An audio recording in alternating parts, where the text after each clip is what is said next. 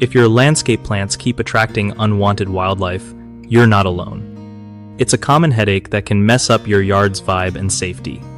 So, first up, pick plants that don't scream, "Come eat me," to critters like deer, rabbits, or raccoons. Think about native plants that local wildlife aren't super into munching on. You could also throw in some herbs like lavender or rosemary since their smell tends to keep animals at bay. Setting up natural repellents, like garlic spray or hot pepper spray, can make your plants less inviting without messing with the environment.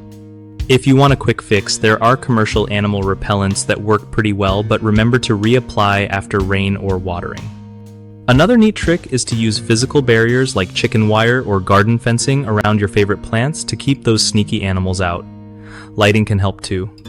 Motion-activated lights scare off nocturnal visitors who might be eyeing your garden. Just keep an eye on what works best in your area, because different critters have different tastes and habits. One of the biggest mistakes people make with landscape plants attracting unwanted wildlife is choosing popular, tasty plant varieties that act like a buffet for local animals. Switching to less attractive species solves this fast.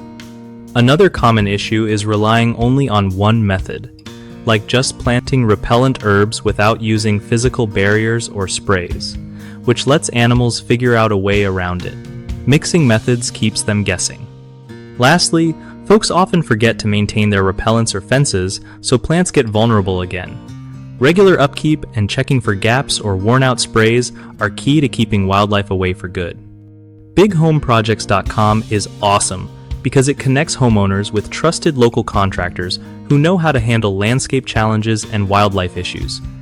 For contractors, it's a solid way to find work and grow their business by helping people protect their outdoor spaces.